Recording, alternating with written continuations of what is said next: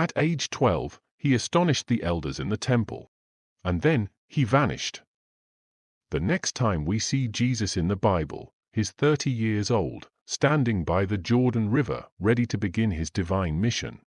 But what happened during those 18 missing years? Why is Scripture completely silent? And could history, legend, or ancient texts hold the clues? Today on The Hidden Scroll, we're diving deep into one of the greatest biblical mysteries, the lost years of Jesus.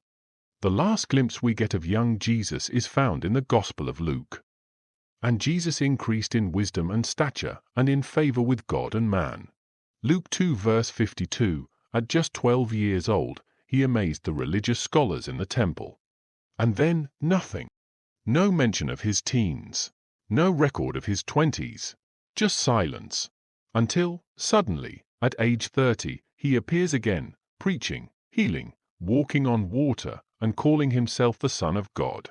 Why would the most important life in human history go undocumented for nearly 2 decades?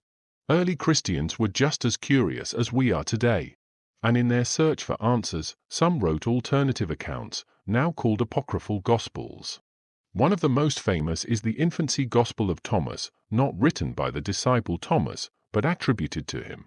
In it, a young Jesus is portrayed performing miracles, creating birds from clay, raising the dead, and even rebuking teachers.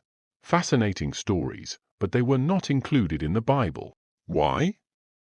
Because early church leaders questioned their accuracy, their divine inspiration, and, sometimes, their theology. Still, these texts show that the mystery of Jesus' lost years stirred curiosity from the very beginning. Let's explore 3 powerful theories about where Jesus might have been during those hidden years. 1. Jesus in Egypt after fleeing Herod. Joseph, Mary, and Jesus lived in Egypt. Some believe Jesus may have stayed longer, growing up in a multicultural hub of Jewish, Greek, and Egyptian thought. Could he have learned philosophy, medicine, or mysticism there? 2. Jesus and the Essenes. The Essenes were a Jewish sect living near the Dead Sea, devoted to prayer, purity, and scripture. Some scholars see similarities between their teachings and those of Jesus. Could he have trained or studied among them? 3. Jesus in the East India or Tibet. Perhaps the most controversial theory, found in Eastern traditions, claims Jesus traveled to India. In regions like Ladakh, he is remembered as Kissa, a wise man who taught peace, healed the sick, and challenged caste divisions.